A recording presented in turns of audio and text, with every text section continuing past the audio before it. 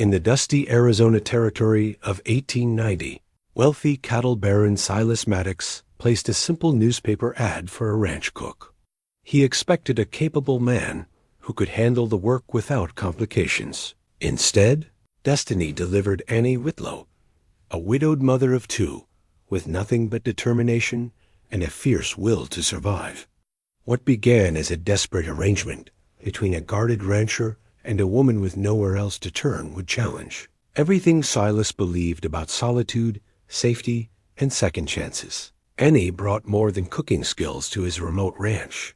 She brought life to rooms that had been silent for years, warmth to a man who had forgotten how to feel, and hope to children who had known only hardship.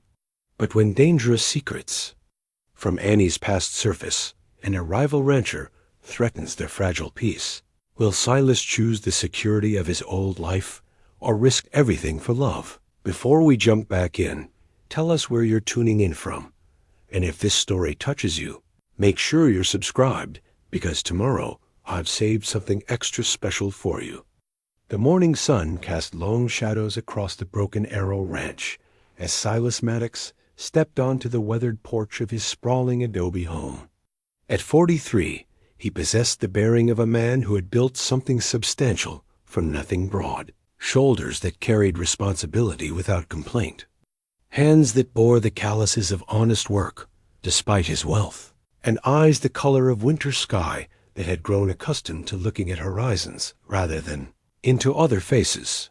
The ranch stretched across 15,000 acres of some of the finest grazing land in the Arizona territory, a testament to 20 years of careful planning and relentless determination. Silas had arrived here as a young man with little more than ambition and a head for business, purchasing parcels of land when others saw only desert and possibility where they saw hardship. Now, his cattle bore his brand across 3 counties, and his name commanded respect in every bank, from Tucson to Phoenix. Yet for all his success, Silas lived like a man camping in his own home. The rooms remained as they had been furnished years ago, functional, sparse, decorated only by the accumulated dust of solitude.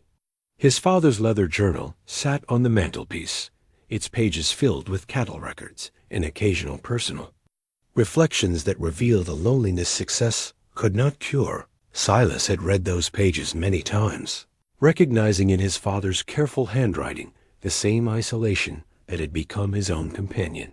The kitchen, where he now stood nursing his morning coffee, embodied this masculine neglect.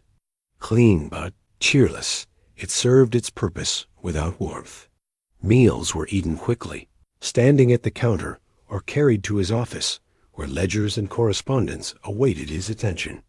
The dining room, with its long oak table capable of seating 12, had not hosted a proper meal in over a decade. This morning, however, change arrived in the form of a letter from town. Silas had placed an advertisement in the Tucson Weekly, Citizen 3 weeks prior. Wanted, cook for working ranch. Room and board provided. Must be able to handle basic meals for ranch hands and owner. References required. Apply at Broken Arrow Ranch, 20 miles north of Catalina. He had expected responses from weathered men who could handle the isolation and demands of ranch life. What he received instead was a single reply, written in careful script on paper. That had seen better days. Dear Mr. Maddox, I am writing in response to your advertisement for a cook. While I may not be what you expected, I assure you I am capable of all kitchen duties and more. I am recently widowed with 2 children and in desperate need of steady work and a safe place to live. I can cook, clean, keep books, and manage household affairs. I ask only for fair wages and a chance to prove myself. I will arrive Tuesday morning by the 10 o'clock stage. Respectfully, Mrs. Annie Whitlow. Silas had crumpled the letter initially, muttering about complications he did not need. A woman with children on his ranch would disrupt the ordered simplicity he had cultivated.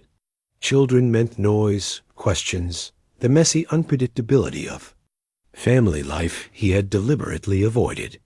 Yet something in the careful dignity of her words, The quiet desperation beneath her formal language had made him smooth out the paper and read it again. Now, as Tuesday's sun climbed higher, he found himself watching the dusty road that wound through the desert toward his ranch. The stage would arrive soon, and with it, a decision that would test his conviction that solitude was safer than connection. At precisely 10:30, a dust cloud appeared on the horizon.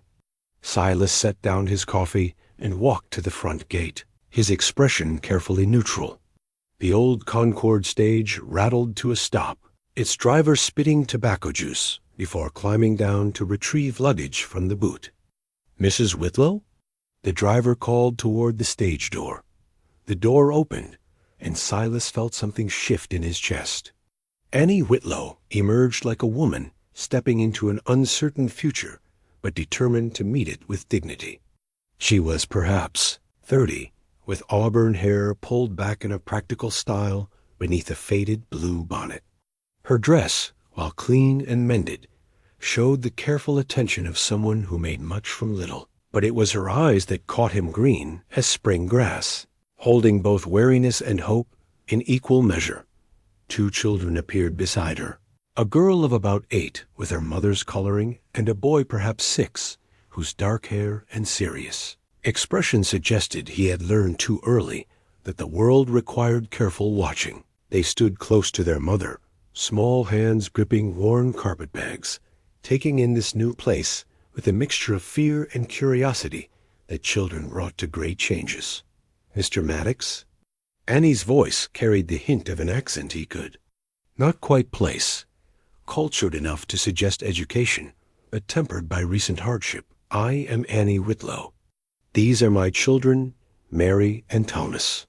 Silas removed his hat, an automatic gesture of courtesy his mother had drilled into him decades. "Go, Mrs. Whitlow. I received your letter. I hope you received it favorably." She met his gaze directly, neither bold nor submissive, but somewhere between you. Woman who had learned to advocate for herself and her children. "I know I am not what you expected, but I can do the work." The stage driver coughed impatiently. "Where do you want these bags, mister?" Silas looked at Annie, at the children who watched him with solemn eyes, at the few possessions that represented everything they owned in the world. The smart thing would be to send them back to town, to stick with his original plan for a male cook, who would require nothing more than wages and a bunk in the quarters behind the kitchen. Instead, he heard himself saying, "Set them on the porch." Relief flickered across Annie's face, quickly controlled. "Thank you, Mr. Maddox. I will not disappoint you." As the stage departed in another cloud of dust, the 3 travelers stood before his gate like pilgrims seeking sanctuary. Silas studied them, these unexpected arrivals who had already disrupted his careful order simply by existing. "The job pays $30 a month, room and board included," he said finally. "You cook 3 meals daily for myself and whoever's working. Breakfast at dawn, lunch at noon, supper at sunset. You keep the kitchen and main house clean. Laundry once a week. Think you can manage that with 2 children underfoot?" "Yes, sir." Annie's chin lifted slightly. "Mary is old enough to help, and Thomas is well behaved. They will not interfere with my duties." Thomas chose that moment to wander toward the corral where Silas's prize stallion, Thunder, stood watching the newcomers with intelligent dark eyes. The boy approached the fence with the fearless curiosity of childhood, reaching through the rails toward the massive animal. "Thomas, no." Annie started forward, but Silas was already moving. "Easy there, son." Silas's voice was gentle as he caught the boy's hand. "Thunder's friendly enough, but he's also big enough to step on you without meaning to. You want to meet him proper?" Thomas nodded solemnly. Silas lifted him up to sit on the top rail of the fence, keeping a steady hand on the boy's back. Thunder approached with the dignity of an elder statesman, allowing Thomas to stroke his velvet nose. "He's soft," Thomas whispered, the first words he had spoken since arriving. "That's how you know a good horse," Silas replied. Soft nose, gentle eyes. Thunder here has been with me for 8 years. Haven't you, old friend? Annie watched this interaction with something approaching wonder. As if she had not expected kindness from this stern-faced rancher, Mary had crept closer too, drawn by her brother's obvious delight. I suppose, Silas said, setting Thomas back on the ground, you should see where you'll be staying. He led them through the main house, conscious of how empty it must seem to people accustomed to making a home rather than simply occupying space. The kitchen was large enough for their needs, with a cast-iron stove that had seen better days but still cooked evenly. A room off the kitchen had been used for storage, but could be cleared for the children. And this, he said, opening the door, to what had been his housekeeper's quarters before old Mrs. Patterson had returned to her sister in California, would be yours. The room was clean but stark, containing only a bed, a chest of drawers, and a small table beneath the window. Annie ran her fingers along the dresser's surface, perhaps imagining how she might arrange her few belongings to make it home. It will do very well, she said simply. When would you like me to begin? No time like the present. The hands will be in for lunch in an hour. Think you can manage something from what's in the pantry? Annie smiled then, the first genuine smile he had seen from her, and it transformed her face completely. Mr. Maddox, managing something from nothing is what I do best. As she moved about the kitchen, taking inventory of supplies and assessing the capabilities of the old stove, Silas found himself watching her with an attention that surprised him. There was efficiency in her movements, but also something more, a quality he could only describe as homemaking, the ability to take a mere room and begin the alchemy that transformed it into a place of warmth and sustenance. The children, released from the formality of first impressions, began to explore their new surroundings with growing confidence. Mary discovered a cat sleeping in a patch of sunlight by the back door, and was soon engaged in the serious business of making friends.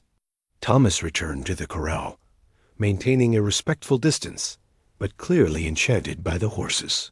There, good children, Silas observed. They are everything to me, Annie replied, not looking up from the biscuit dough she was kneading. Their father died of fever last winter. After that, she paused, her hand stilling for a moment. After that, there was not much left for us in Kansas. Sometimes a person must be willing to travel toward an uncertain future rather than remain in a certain failure. Her words carried weight beyond their simple meaning, and Silas recognized in them the same philosophy that had brought him to Arizona 20 years ago. Perhaps this unexpected turn would not be the complication he had feared. The sound of approaching horses announced the return of his ranch hands. In a few minutes, these men who had grown accustomed to his plain cooking and silent meals would discover that the Broken Arrow Ranch had acquired not just a cook, but a woman with children, bringing with them all the unpredictable changes that families inevitably carried. As Annie began setting the table with the same careful attention she had given everything else that morning, Silas realized that his ordered, solitary world was about to expand in ways he could not yet imagine. The question was whether he possessed the courage to let it. The first test came sooner than expected. As Annie pulled fresh biscuits from the oven, their golden tops releasing clouds of steam into the kitchen air, the sound of boots on the porch announced the arrival of Silas's crew. She smoothed her apron and checked her reflection in the window glass, straightening a strand of hair that had escaped its pins during her hurried preparations. "Mary, help me carry these plates to the table," she whispered to her daughter, who had been quietly setting out the mismatched china she had found in the cupboard. "Thomas, wash your hands at the pump." The men who entered removed their hats in a gesture of automatic respect, but their faces registered surprise at finding a woman in their familiar domain. Jake Morrison, Silas's foreman for the past decade, recovered first with the easy grace of a man comfortable around all kinds of people. "Well, I'll be," he said, his weathered face creasing into a smile. Boss didn't mention we'd be dining with a lady today. Mrs. Whitlow, Silas said, his voice carefully neutral. These are my men. Jake Morrison, my foreman.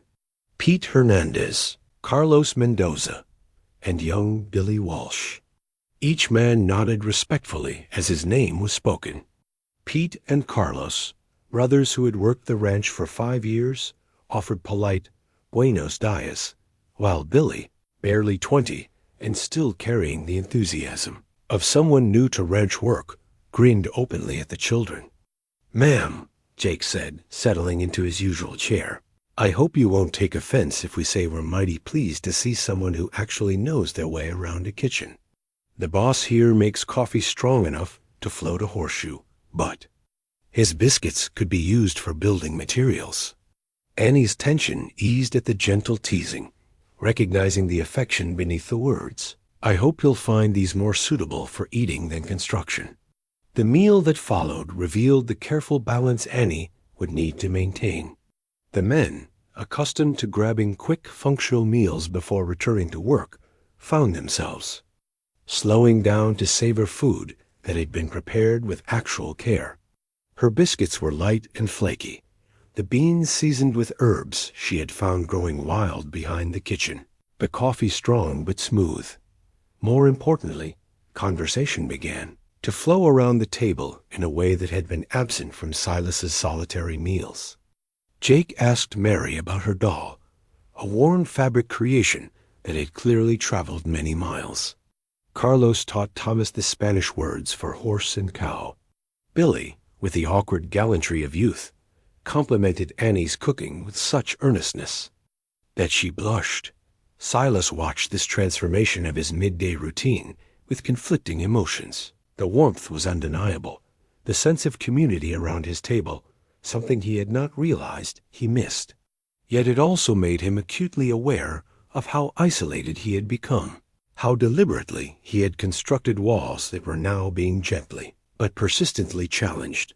After the men returned to their work, Annie began clearing the table with Mary's help, while Thomas explored the main room under Silas's watchful eye. The house felt different with their presence fuller somehow, as if rooms that had been holding their breath were finally able to exhale. "That was well done," Silas said quietly as Annie carried dishes to the wash basin. The men appreciated the effort. "They seem like good people," she replied, rolling up her sleeves. "A bit lonely, perhaps, but good-hearted." Her observation struck closer to home than she could have known. Ranching can be isolating work. A man gets used to his own company. Annie paused in her washing, studying his profile. "Used to it, perhaps, but that doesn't mean he prefers it." Before he could respond to this gentle challenge, the sound of approaching hoofbeats drew his attention to the window. A lone rider was approaching at a leisurely pace that suggested social rather than business purposes. Silas's expression darkened as he recognized the visitor. "Expecting someone?" Annie asked, noting his change in demeanor. "Clayton Morse," Silas said, the name carrying obvious distaste. "Owns the adjacent spread to the south. We don't often see eye to eye on matters of neighborly conduct." The rider who dismounted at the gate was perhaps 50, dressed in clothes that spoke of wealth consciously displayed rather than earned through work. His silver-banded hat and tooled leather chaps were more suited to a parade than practical ranching, and his horse, while beautiful, bore the soft look of an animal that spent more time being admired than working. Clayton Morse entered without invitation, his eyes immediately assessing the changes in the familiar space. When his gaze fell on Annie, his expression shifted to one of speculative interest that made Silas's jaw tighten. "Well, Silas," Clayton said, removing his hat with exaggerated courtesy, "you've been keeping secrets from your neighbors. Mrs. Whitlow is my new cook," Silas replied evenly. "Annie, this is Clayton Morse." "Ma'am." Clayton's bow was elaborate, his smile too practiced. "What a delightful addition to our little community. I had no idea Silas had acquired such charming staff." The pause before the word staff was deliberate, and Annie felt the insult beneath the false courtesy. She inclined her head politely, but did not return his smile. "Mr. Morse, I hope you'll excuse me, but I have work to attend to." Of course, of course. The burdens of employment. Clayton's tone suggested that he found her position amusing rather than respectable. "Silas, might we speak privately? I have a proposition that could benefit us both." Silas gestured toward his office, but not before Annie caught the warning. Look he sent her way.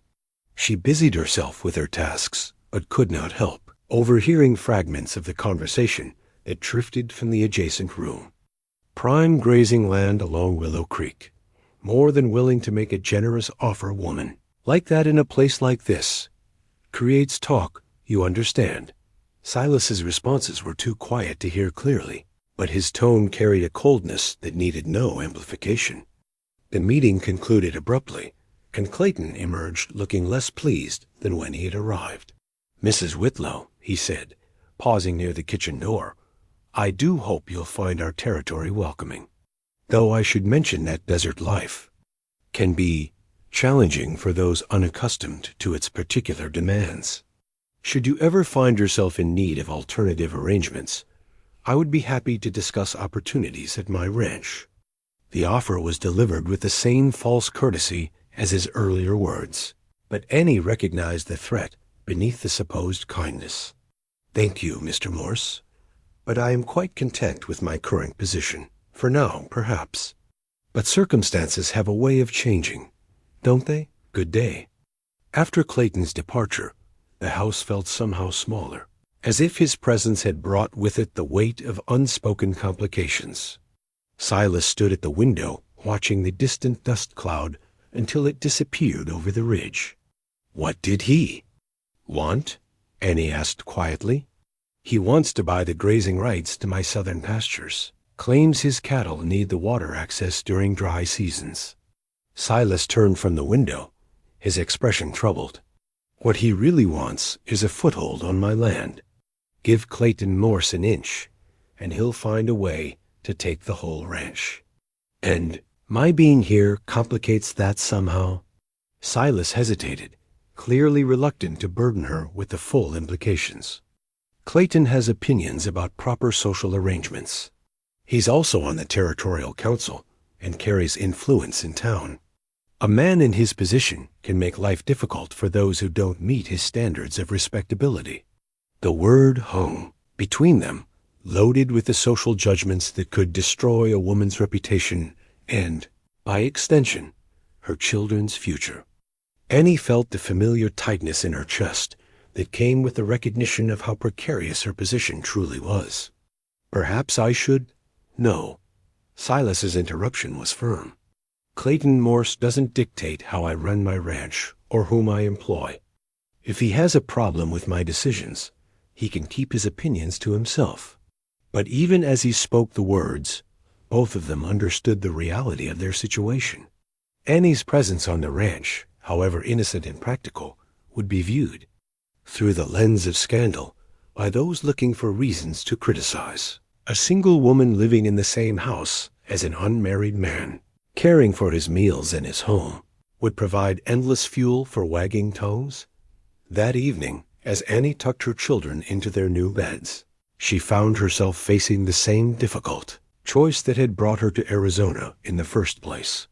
Stay and risk the scandal that could harm not only herself, but Silas and her children, or leave and return to the uncertain mercy of a world that offered few options for women in her circumstances. "Mama," Mary whispered in the darkness, "I like it here. Mr. Silas was kind to Thomas about the horse, and the cat let me pet her. I know, sweetheart. It's a good place. Are we going to stay?" Annie listened to the night sounds of the ranch, the gentle lowing of cattle, the whisper of wind through the mesquite, the distant call of a coyote. Through the thin walls, she could hear Silas moving about the main house, the creak of floorboards. Under the measured tread of a man wrestling with his own thoughts. "I don't know yet," she answered honestly. "But whatever happens, we'll face it together." As sleep finally claimed the house, Annie lay awake, weighing possibilities against consequences, hope against fear. Tomorrow would bring new challenges. But tonight, for the first time in months, her children were sleeping safely under a solid roof. Their bellies full and their immediate future secure.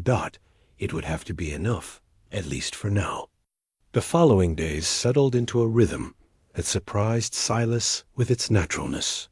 Annie rose before dawn to start the coffee and begin breakfast preparations, moving through the kitchen with quiet efficiency while her children still slept. By the time Silas emerged from his room, a smell of bacon and fresh bread would fill the house, transforming his sterile morning routine into something approaching warmth. Mary proved to be her mother's capable assistant, setting tables and washing dishes with the serious competence of a child who had learned responsibility early. Thomas, meanwhile, had appointed himself unofficial ranch mascot, trailing after the men when his mother allowed it, and absorbing their patient lessons about horses, cattle, and the endless cycle of work that kept a ranch running. It was Thomas who provided the bridge between Silas's guarded world and the family that had entered it. The boy possessed an insatiable curiosity about everything from the windmill that pumped water to the barn cats that kept the grain stores free of mice. More importantly, he showed no fear of Silas, approaching him with the same straightforward interest he displayed toward everything else in his new environment. "Mr. Silas," Thomas said one morning, appearing at Silas's elbow as he examined a section of fence that needed repair, "why do the cows have numbers painted on them?" "So we know which ones belong to us," Silas explained, setting down his hammer to give the boy his full attention. "See that brand there? That's the broken arrow mark. Means she's mine. Like how Mama writes our names in our clothes. Exactly like that. Smart thinking." Thomas beamed at the praise, then studied the fence rail Silas had been working on. "Can I help?" The request caught Silas off guard. His first instinct was to refuse. Ranch work was dangerous, and a 6-year-old boy had no business around tools and livestock. But something in Thomas's earnest face, the way he had asked permission, rather than simply assuming, made Silas reconsider. "I suppose you could hand me nails when I need them. But you stay right where I can see you. And if I say step back, you step back quick. Understood?" "Yes, sir." For the next hour, Thomas served as Silas's assistant with the gravity of someone entrusted with vital work. He handed over nails with careful precision, asked thoughtful questions about why the fence needed to be exactly so high, and absorbed Silas's explanations about cattle behavior and property boundaries with the focused attention of a dedicated student. Annie watched this developing friendship from the kitchen window as she kneaded bread for the day's meals. The sight of her son working beside the tall rancher, both of them bent over their task with identical concentration, stirred something in her chest that was equal parts gratitude and longing. Thomas had been without a father figure for nearly a year, and she could see how he hungered for the kind of steady male presence that Silas represented. The transformation was not limited to Thomas. Mary, initially shy around the ranch hands, began to emerge from her protective shell as the men proved themselves gentle and patient with children. Pete Hernandez taught her to braid rope, while Carlos showed her how to whistle through her fingers to call the barn cats. Jake Morrison, despite his gruff exterior, proved to have a talent for storytelling that kept both children enthralled during lunch breaks. But it was Annie herself who represented the most profound change to the ranch's daily life. Her influence extended far beyond the kitchen, touching every aspect of the household's operation with an organizational efficiency that Silas had not realized was missing. She mended clothes that had been making do with temporary repairs, organized the pantry with a system that actually made sense, and somehow managed to have hot water ready whenever someone needed to wash up. More than that, she brought a quality to the house that Silas struggled to name. It was not simply cleanliness or order, though both had improved markedly. It was something more fundamental, the difference between a place where someone lived and a place where someone made a home. The evening meals became events in themselves. Where Silas had once eaten quickly and in silence, now the dining room, filled with conversation. The men lingered over their coffee, sharing stories of the day's work, or debating the merits of different approaches to common problems. The children added their own observations, Thomas describing everything he had learned while Mary shyly offered her own. Questions about ranch life. Annie presided over these gatherings with a grace that seemed effortless, but which Silas suspected required considerable skill. She drew out the quiet men, gently redirected conversations that threatened to become heated, and somehow managed to make everyone feel both welcomed and valued. It was a talent he had not encountered before, this ability to create community around a simple meal. "You're different with them," Annie observed one evening as they worked together to clear the dinner dishes. The men had returned to their quarters, and the children were absorbed in a game of checkers by the fireplace. "Different how?" Silas asked, though he suspected he knew what she meant. "More present, I suppose. As if you've remembered that work is only part of what makes a life worth living." Her words touched something he had been reluctant to examine too closely.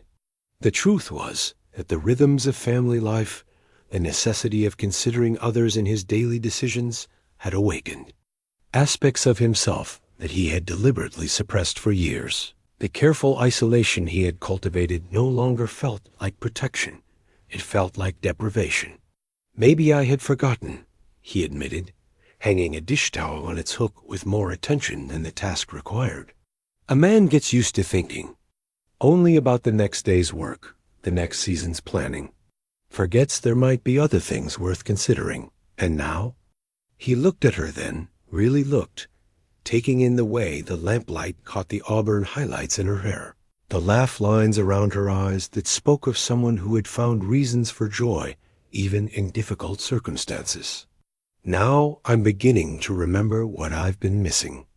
The moment stretched between them, filled with the recognition of something growing that neither had quite planned for.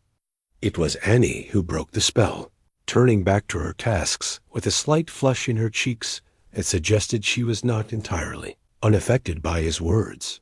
Outside, a horse nickered softly in the corral, and the sound brought both of them back to the present reality of their situation.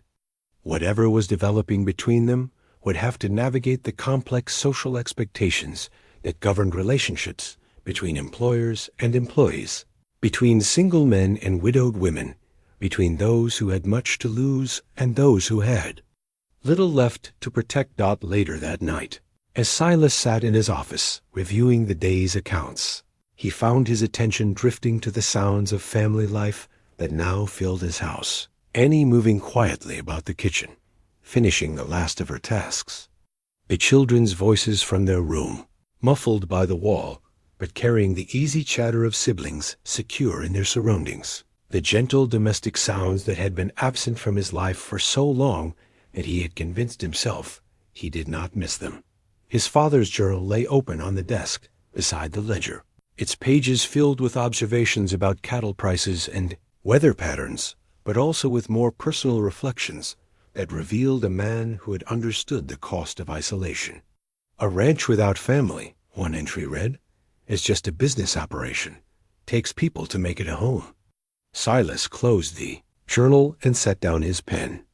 Tomorrow would bring its own challenges, its own careful balance between the growing warmth of this unexpected family and the practical realities that governed their lives. But tonight, for the first time in years, his house felt truly inhabited, filled with the irreplaceable presence of people who mattered to him more than he had thought possible. The recognition should have frightened him.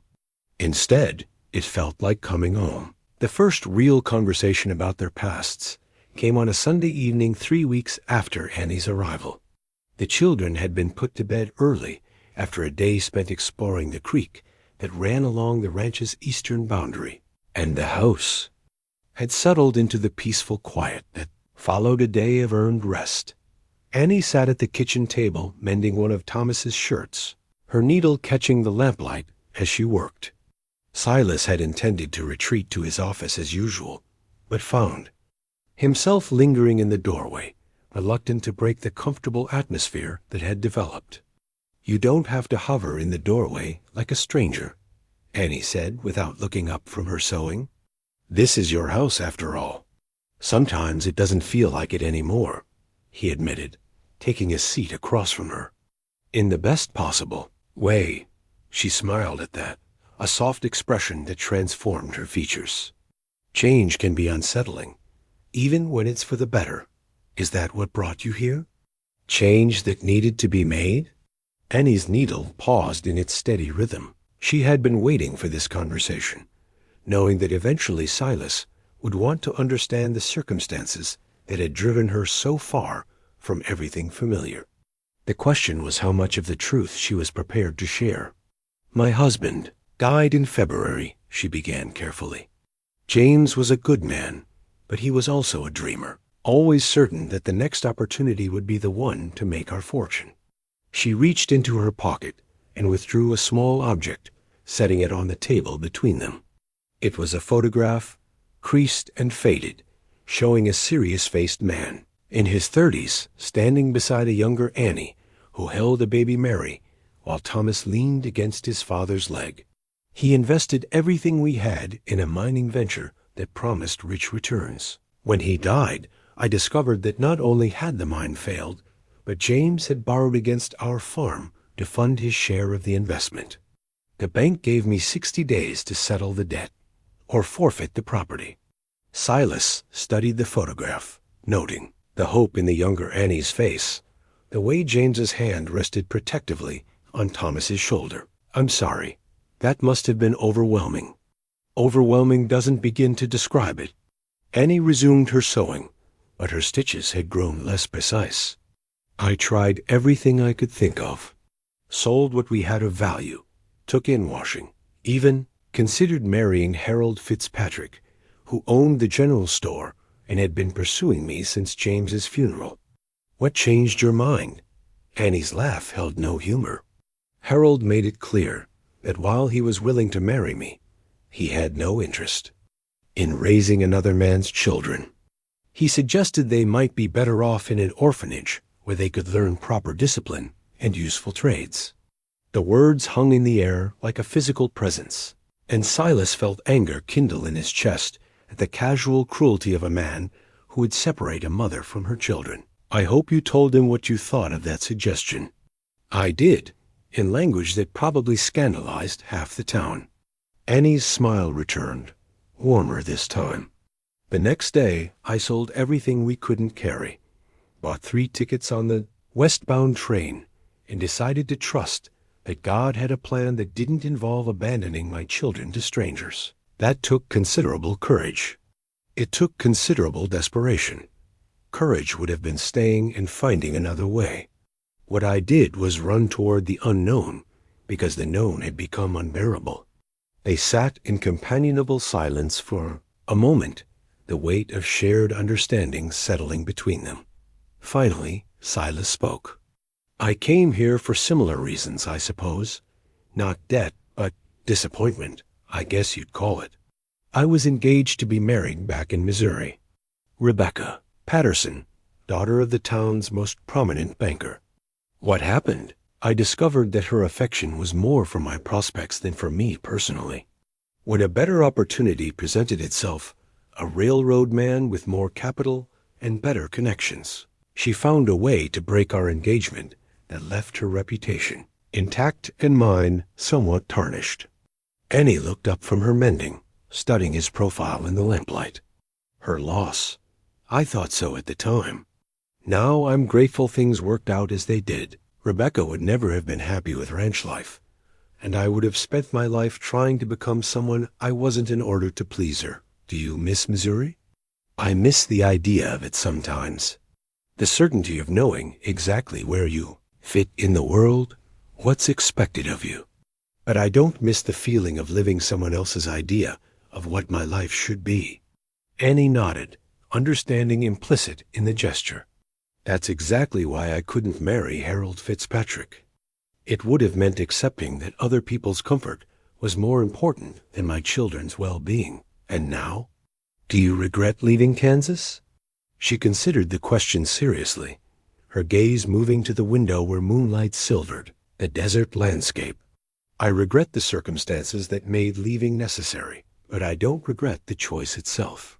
Mary and Thomas are thriving here in ways they couldn't back home. They have space to be children, people who care about them, a chance to grow up somewhere that values what they can become rather than dwelling on what they've lost. And what about you? What do you value about this place? The question was quietly asked, but Annie heard the deeper inquiry beneath it. She set down her sewing and met his gaze directly. I value the opportunity to be useful in ways that matter, to cook for people who appreciate the effort, to keep house for someone who notices the difference, to raise my children somewhere they can learn that not all men judge a woman's worth by her circumstances or view children as inconveniences to be managed. Annie, I know this situation is complicated, she continued before he could finish whatever he had intended to say. I know that my being here creates talk and puts you in an awkward position with your neighbors. If you decide that the complications outweigh the benefits, I'll understand. I just want you to know that these past few weeks have been, the first time in a very long while that I've felt like we might have a real future. Not just survival, but something worth building toward. The admission hung between them, honest and vulnerable in a way that made Silas's chest tighten with emotions he had been carefully avoiding. He reached across the table and covered her hand with his, noting how small it seemed beneath his calloused palm. I don't want you to leave, he said simply. I know that's selfish, given the position it puts you in, but this place has become something I never knew it could be since you arrived. You and the children have made it feel like a home instead of just a ranch. Silas, I'm not asking for anything you're not ready to give, he said quickly. I just wanted you to know that whatever comes, you have a place here for as long as you want it. Annie turned her hand palm up beneath his, their fingers intertwining in a gesture that felt both natural and momentous. What if what I want puts your reputation at risk? What if staying means causing more problems than leaving? Then we'll face those problems together. I've been living carefully for too long, Annie. Maybe it's time to start living fully instead. Outside, a coyote called across the desert, its voice carrying loneliness and wild freedom in equal measure. Inside, two people who had learned to guard their hearts against further disappointment began to consider the possibility that some risks were worth taking, some connections worth fighting for. The future remained uncertain, filled with social complications and external threats they could not yet fully anticipate.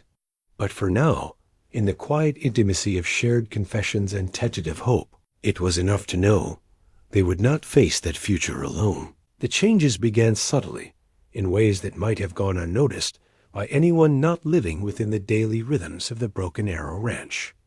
Annie started each morning earlier, not from necessity, but from a growing sense of purpose that made rest feel secondary to the satisfaction of creating something beautiful from the ordinary tasks of daily life. That began with small touches. Wildflowers from the desert arranged in mason jars on the dining table, curtains sewn from fabric she had found, stored in the attic, cushions for the hard wooden chairs that made lingering over meals a pleasure rather than an endurance. But as days passed into weeks, these small improvements accumulated into something larger, the transformation of a house into a home. The most significant change came when Annie discovered Silas's mother's china set, carefully wrapped and stored, in the back of a cabinet as if waiting for an occasion that never came. The delicate porcelain bore a pattern of blue roses that had faded to a gentle watercolor softness, each piece bearing the small chips and hairline cracks that spoke of actual use rather than display. These are beautiful, Annie said, unwrapping each piece with reverent care. Why aren't you using them? Silas paused in his examination of the ranch's monthly accounts. watching her handle the cups with the careful attention she gave to everything. Fragile. Mother always said they were for special occasions. After she died, I suppose I never found an occasion special enough. Every day we have together is special enough, Annie replied simply, and something in her tone made him set down his pen and really look at her.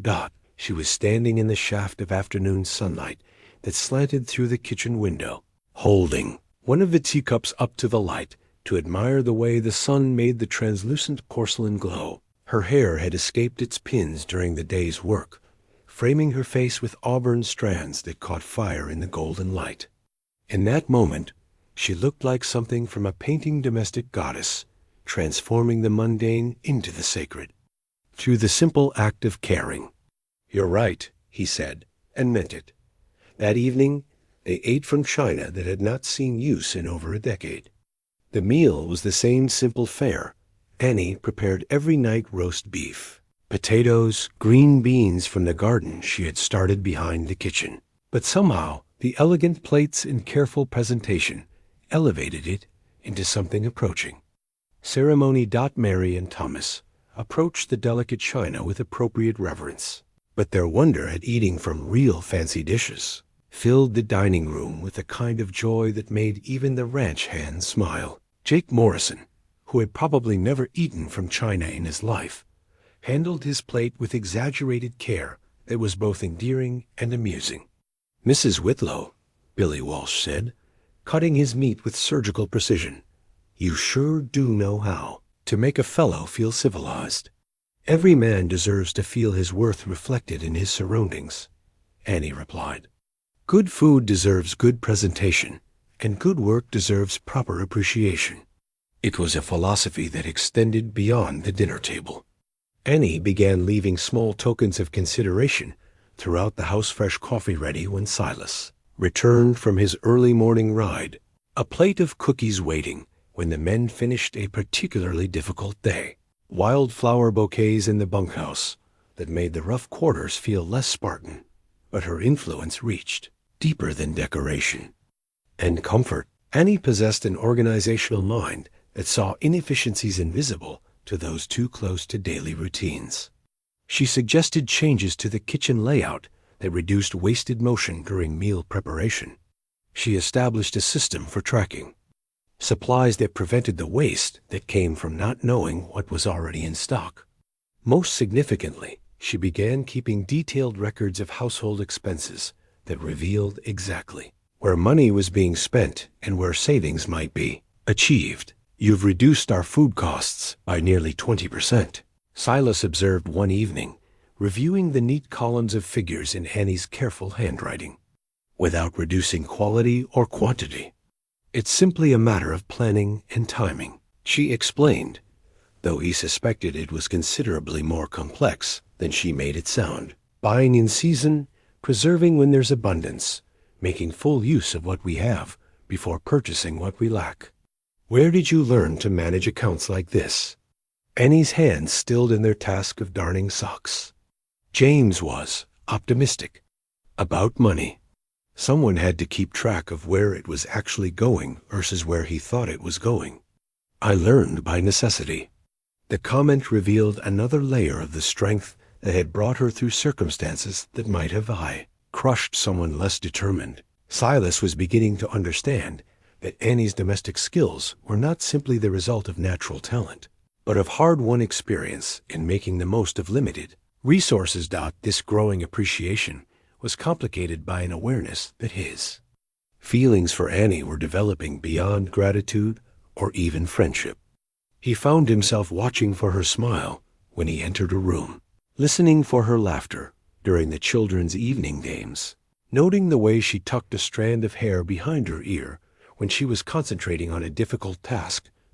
It was a dangerous progression for a man who had carefully constructed his life to avoid such complications. Annie was his employee, a woman dependent on his goodwill for her children's security. Any advancement of their relationship beyond the professional would place her in an impossible position, unable to refuse without risking her livelihood, unable to accept without compromising her reputation. Yet the attraction was becoming increasingly difficult to ignore. It manifested in small ways that he hoped she had not noticed. The way he lingered over morning coffee to extend their conversations. His tendency to find excuses to work near the house during the day. The careful attention he paid to her preferences. And everything from the temperature of rooms to the topics of dinner conversation.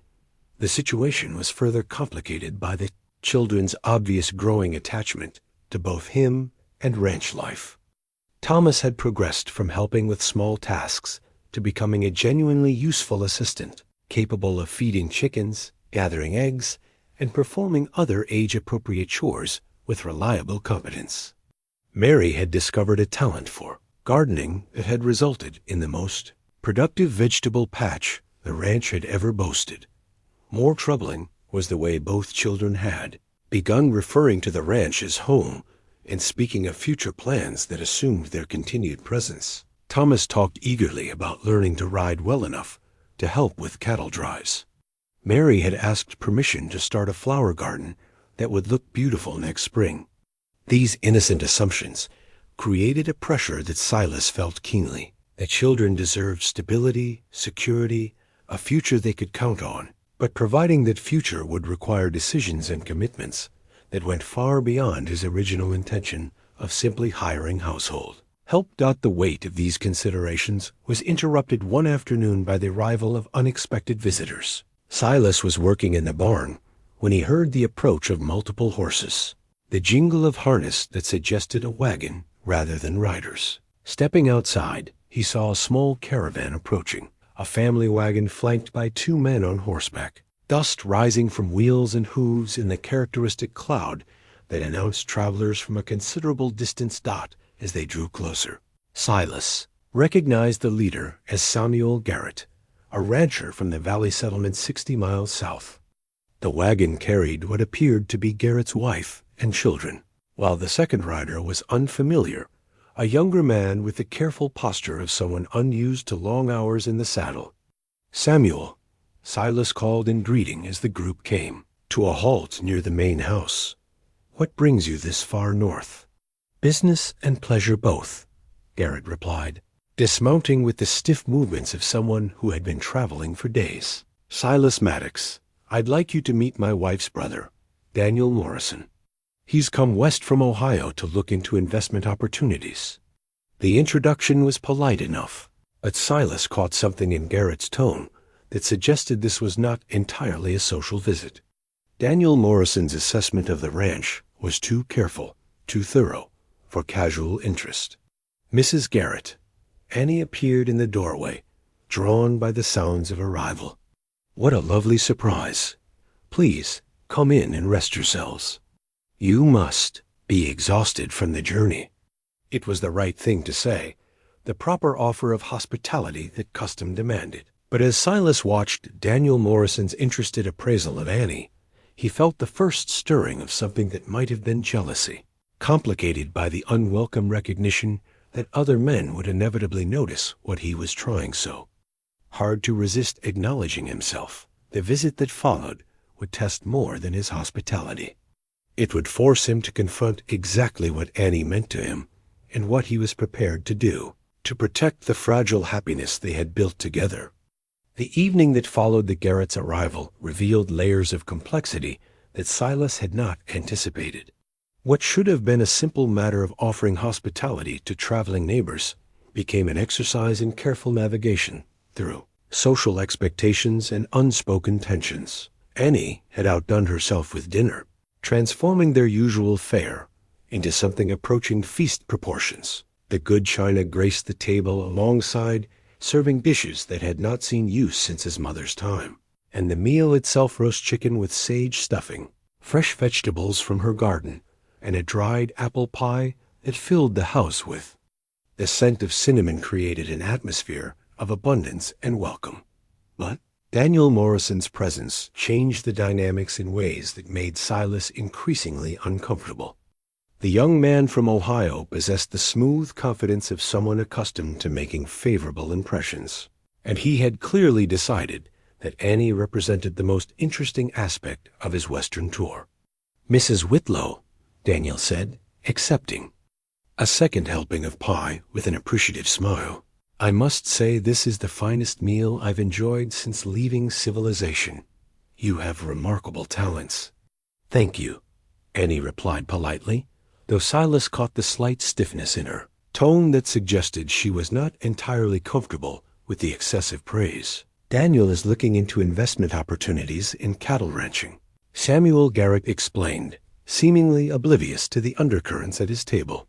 Thinks there might be money to be made in supplying Eastern markets with Western beef. There's certainly potential, Silas agreed carefully, though it's not a business for someone looking for quick returns or unwilling to learn the realities of desert ranching. Oh, I'm quite prepared to learn, Daniel assured him, but his attention remained focused on Annie rather than the conversation. About cattle. I believe the key to success in any venture is surrounding yourself with capable people who understand the local conditions. The comment was innocent enough on its surface, but something in Daniel's tone suggested he was thinking of more than business partnerships. When Annie rose to refill the coffee pot, Daniel's gaze followed her movements with an appreciation that made Silas's jaw tighten. After dinner, as the adults settled into the front room while the children played quietly in the corner, the conversation turned to broader questions about territorial development and the challenges facing ranchers in the changing economy. Daniel proved himself knowledgeable about market conditions and financial trends, but his questions about the Broken Arrow's operations were more detailed than casual interest would warrant. You've built an impressive operation here, Daniel observed, accepting a cup of coffee from Annie with a smile that lingered longer than necessary. I imagine it takes considerable management skill to coordinate all the various aspects. Silas has 20 years of experience, Annie replied, settling into her own chair with the careful distance she maintained during formal occasions. The ranch's success reflects his dedication and expertise, and your own contributions, I'm sure. A well-managed household is essential to any successful enterprise. I've observed that the most prosperous ranches invariably have exceptional domestic management. The compliment was delivered with practiced charm, but Silas detected calculation beneath the surface. Daniel Morrison was not simply making conversation, he was gathering information and, more troublingly, making it clear that he viewed Annie as an asset worth acquiring. Mrs. Whitlow manages her responsibilities admirably, Silas said, his tone carrying a warning that Daniel either missed or chose to ignore. I'm certain she does. In fact, I find myself wondering whether such talents might not be better utilized in a larger operation, with greater resources and more opportunities for advancement. The suggestion hung in the air like smoke from a poorly tended fire, acrid and unwelcome. Annie's cup rattled slightly against its saucer as she set it down, and Silas felt something cold settle in his stomach. Mr. Morrison, Annie said carefully, I am quite content with my current position. Of course. Though circumstances do change, don't they? A woman of your obvious capabilities might find herself presented with opportunities that offer greater security, particularly for her children's future. It was smoothly done. The suggestion that her current situation was somehow precarious wrapped in concern for her children's welfare. But the implication was clear. Daniel Morrison was prepared to offer her something better than what she had found at the Broken Arrow. The remainder of the evening passed with increasing tension, disguised as polite conversation. Daniel continued his subtle campaign, praising Annie's cooking, her efficiency, her obvious intelligence, while simultaneously dropping hints about his own resources and prospects.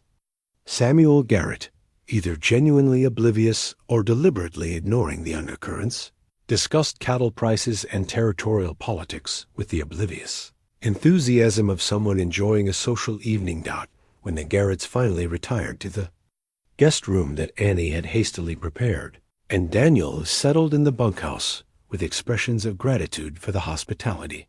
Silas found himself alone with Annie in the kitchen as she finished the evening's cleaning. He's persistent, Annie said quietly, not looking up from the dishes she was washing. He's calculating, Silas replied, the words carrying more edge than he intended. Daniel Morrison didn't come here looking for investment opportunities. He came looking for something else entirely. You think he was gathering information about the ranch? I think he was gathering information about you. Silas moved to help dry the dishes, needing something to occupy his hands. The questions about household management, the comments about your capabilities, it wasn't casual conversation. Annie paused in her washing, finally meeting his gaze. And if it wasn't? If he was interested in offering me employment elsewhere? The question hit him like a physical blow, though he should have seen it coming. Of course, other men would notice Annie's qualities. Of course, someone with resources might try to lure her away with promises of better wages, greater security, more opportunities for her children. Would you consider it? He asked, though he was not certain he wanted to hear the answer. That would depend on what was being offered, she said carefully, and whether I believed the person making the offer had my children's best interests at heart or merely his own convenience. And Daniel Morrison? Annie smiled then, the first genuine smile he had seen from her all evening. Daniel Morrison sees me as an acquisition that would enhance his business prospects. He's not interested in me as a person, but as a capable employee who might also provide other benefits. The relief that flooded through him was embarrassing in its intensity. You saw through his charm, then. I've had experience with men who mistake politeness for encouragement and competence for availability. Daniel Morrison is not the first to assume that a widow with children must be desperate enough to accept any offer that promises security. And are you? Desperate enough to accept any offer? The question escaped before he could stop it, revealing more of his own fears than he had intended. Annie set down the dish she had been washing and turned to face him fully. No, she said simply. I am not desperate enough to trade one form of uncertainty for another. I know what I have here, Silas. I know the people I work with, the children I'm raising, the life we're building. That has value that can't be measured in wages or promises of advancement. But if someone offered you real security, legal protection, social respectability, a future you could count on? Annie studied his face in the lamplight, reading something in his expression that made her step closer. Are you asking what I would do if someone offered me marriage? The word hung between them, honest and complicated and impossible to ignore. Marriage. The solution to the social complications that threatened their situation. The legal protection that would secure her position and her children's future. The public acknowledgement of what was growing between them, despite all the practical reasons to resist it. I suppose I am, he admitted. Then I suppose I should tell you that I would consider very carefully whether the person offering marriage was someone I could love, someone who would cherish my children as his own, someone who wanted me as a partner rather than an employee, with additional benefits. She moved even closer, close enough that he could smell the faint lavender scent of the soap she used, see the flecks of gold in her green eyes. And I should tell you that such a person would not have to be wealthy, or charming, or concerned with impressing others with his prospects. He would simply have to be honest and kind and willing to build something real together. The moment stretched between them, filled with possibilities and promises, and the recognition that they had moved far beyond the practical arrangement that had brought her to his ranch. Silas raised his hand to touch her cheek, marveling at the softness of her skin, the way she leaned into his touch with trust that humbled him. Annie, I know this is complicated, she whispered. I know there are obstacles we haven't even discussed yet, but I also know that what we have here is worth fighting for, worth protecting against people like Daniel Morrison, who see only opportunity where we see home. He leaned down and kissed her then, gently, reverently, as if she were something precious. That might break if handled carelessly. She kissed him back with a sweetness that spoke of hope and possibility and the courage to believe in second chances. When they finally separated, both were breathing unsteadily, faces flushed with the awareness of how fundamentally their relationship had just shifted. "We'll have to be careful," Silas said softly. "If Daniel Morrison is gathering information, he's not the only one who might use our feelings against us." "Then we'll be careful," Annie agreed. "But we won't let fear make our decisions for us. We've both done enough of that already." Outside, the desert night settled around the ranch with its familiar sounds of wind and wildlife, the comfortable noises of a place where people had made a life together. Inside, two hearts that had learned to guard themselves against disappointment began to open to the possibility that some risks were worth taking, some connections worth the complications they might bring. Tomorrow would test that resolve in ways they could not yet imagine. The morning brought a reckoning that shattered the careful peace Annie and Silas had built together. It arrived in the form of a telegram delivered by a rider from town, dusty and urgent, bearing news that would test everything they had begun to believe about their future. Daniel Morrison was reading the telegram when Silas emerged from the barn, the young man's face pale despite the morning sun. Samuel Garrett stood beside him, his expression grim as he folded a second piece of paper with deliberate care. "Silas," Daniel called, his voice carrying a strange mix of excitement and concern. "I'm afraid we need to have a conversation about Mrs. Whitlow." The words sent ice through Silas's veins. He approached the two men slowly, noting how they had positioned themselves between him and the house where Annie was preparing breakfast with her usual quiet efficiency. "What kind of conversation?" Daniel held up the telegram, his earlier charm replaced by something harder, more calculating. "This is from my business associate in Kansas City, a Mr. Harold Fitzpatrick, who was kind enough to provide some interesting information about your cook." A name hit Silas like a physical blow. Harold Fitzpatrick, the store owner Annie had mentioned, the man who had wanted to marry her but send her children to an orphanage, the man she had fled Kansas to avoid. Mr. Fitzpatrick was quite concerned when he learned that Mrs. Whitlow had simply disappeared with her children, Daniel continued, his tone suggesting he was enjoying this revelation, particularly since there were some legal irregularities surrounding her late husband's affairs that the authorities wanted to discuss with her. "What kind of irregularities?" Samuel Garrett cleared his throat uncomfortably. "Daniel, perhaps this should be handled through proper channels." "No, I think Mr. Maddox deserves to know exactly who he's been harboring," Daniel interrupted. "Mrs. Whitlow's husband, you see, was not actually dead when she remarried. James Whitlow had staged his own death to escape his creditors, leaving his wife to deal with the consequences. When she discovered he was alive and living under another name in Colorado, she divorced him quietly. But that first marriage, the one that produced her children, that was bigamous." The words seemed to echo in the morning air, each syllable dropping like stones into still water, creating ripples that spread outward to touch everything Annie and Silas had built together. Bigamy. The word carried legal consequences that could destroy her completely. Social stigma that would follow her children for the rest of their lives. "You're lying," Silas said flatly, though he could see in Daniel's face that he was not. "I have documentation," Daniel replied, producing a second telegram. "Marriage records, court filings, witness statements. Mrs. Whitlow's first marriage was invalid, which makes her children." "Careful." Silas's voice carried a warning that made both men step back. "Be very careful what you say about those children." "I'm simply stating legal facts," Daniel said, though his tone had lost some of its confidence. "The point is that Mrs. Whitlow has been living under false pretenses. She's a woman without legal standing. Her children have no legitimate claims to inheritance or property, and she's wanted for questioning in Kansas regarding her husband's fraudulent death and her knowledge of his activities." Behind them, the screen door creaked open.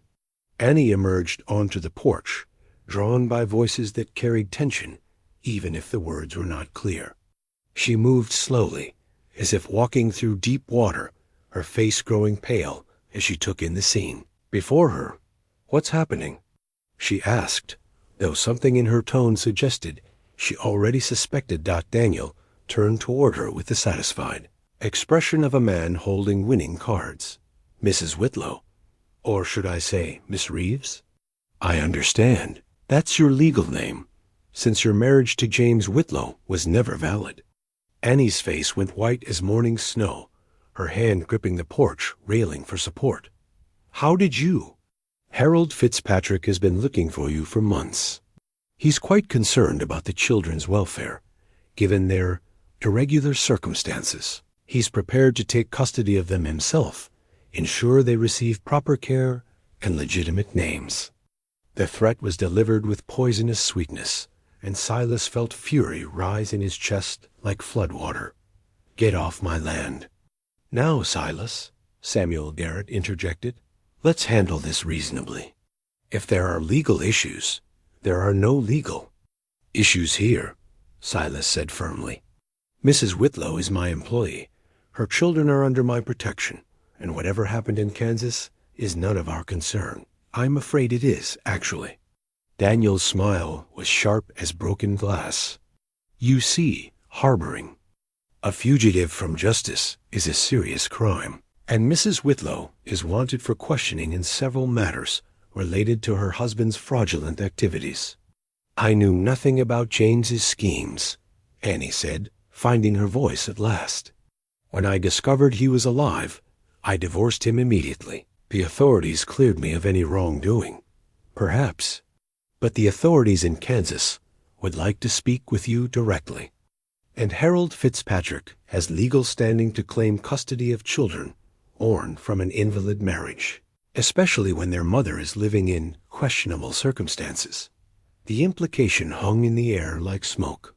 Annie's presence on Silas's ranch, unchaperoned and unmarried, would be seen as scandalous regardless of the innocence of their arrangement. Combined with the questions about her legal status, it would provide ammunition for anyone seeking to destroy her claim to her children. What do you want? Silas asked quietly, recognizing extortion when he heard it. I want Mrs. Whitlow to accept employment with my operation in Colorado. I can provide legal protection, respectability, a future for her children that doesn't depend on the charity of others. In return, certain information about her whereabouts might be delayed in reaching the appropriate authorities. And if she refuses? Daniel's shrug was elaborate in its indifference. Then I suppose Harold Fitzpatrick will be very interested to learn where she can be found, along with certain territorial officials who take a dim view of moral irregularities among the settlers. They're trying to attract to Arizona. Annie moved down the porch steps like a woman walking to her execution. You're asking me to choose between my freedom and my children's safety. I'm offering you a solution to an impossible situation. Work for me, accept my protection, and these legal complications disappear. Refuse and face the consequences of your past decisions. The silence that followed was broken only by the sound of the wind through the mesquite and the distant lowing of cattle. Inside the house, Mary and Thomas were probably finishing their breakfast, unaware that their entire world was being threatened by forces they could not understand or fight. I need time to consider, Annie said finally. Of course, but not too much time. Harold Fitzpatrick is an impatient man, and the authorities in Kansas become more interested daily. I'll need your answer by tomorrow evening. Daniel remounted his horse with the satisfaction of a man who had played his cards perfectly.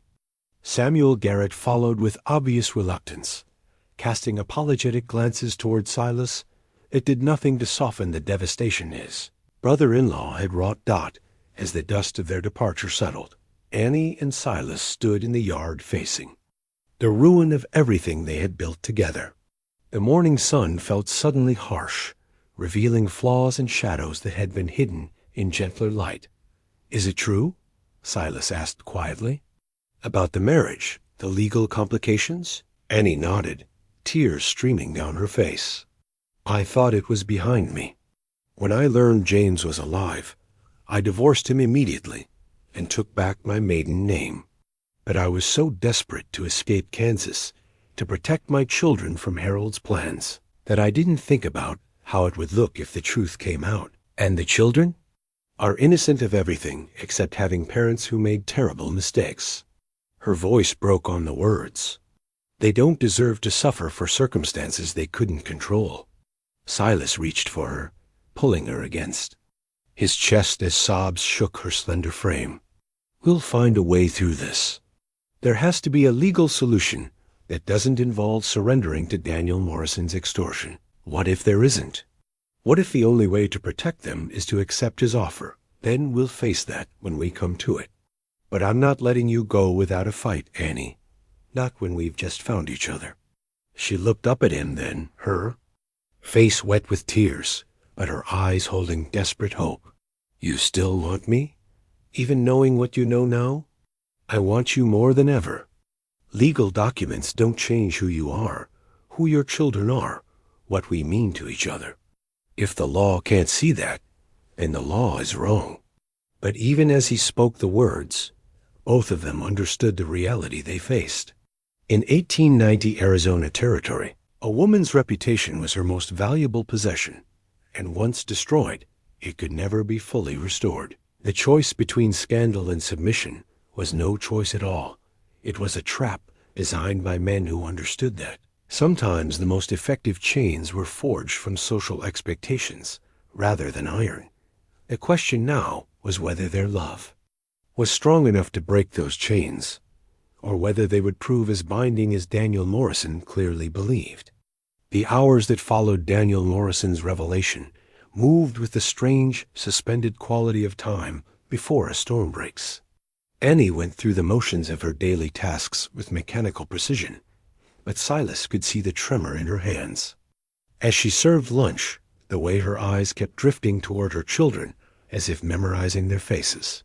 Mary and Thomas sensed the tension without understanding its source. They spoke in whispers, stayed closer to their mother than usual, and watched the adults with the worried expressions of children who had learned that grown-up problems could upend their world without warning. After the midday meal, when the ranch hands had returned to their work and the children were napping in the heat, Silas found Annie sitting at the kitchen table, staring at a letter she had been trying to write for over an hour. The paper contained only a few lines, crossed out and rewritten multiple times. "What are you trying to say?" he asked gently, settling into the chair beside her. "I'm trying to find words to explain to my children why their mother might have to go away," she replied, her voice steady despite the tears gathering in her eyes. How do you tell an 8-year-old that everything she thought she knew about her family was built on lies? You don't, because you're not going anywhere. Annie set down her pen and turned to face him fully. Silas, be practical. Daniel Morrison has evidence that could destroy any chance I have of keeping my children. If Harold Fitzpatrick gains legal custody, Mary and Thomas will be separated, sent to different institutions, raised by strangers who see them as burdens rather than blessings. Then we'll fight him. There have to be lawyers who can challenge his claims, courts that will listen to reason. With what money? Against what influence? Harold Fitzpatrick is a respected businessman with connections throughout Kansas. Daniel Morrison clearly has resources and political influence. What do we have to fight them with? The question hung between them, stark in its honesty. They were ordinary people facing extraordinary circumstances, ranchers and settlers with limited resources against men who possessed both wealth and social standing. But as Silas considered the problem, a different kind of strategy began to take shape in his mind. What we have, he said slowly, is the truth. And we have something else Morrison doesn't expect. What's that?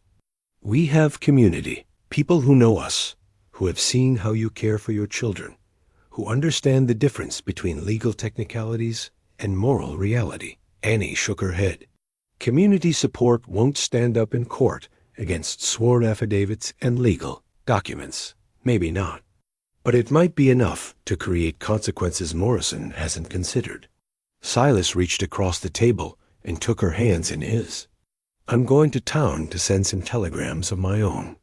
If Daniel Morrison wants to play games with information, then let's give him more information than he bargained for. What kind of telegrams?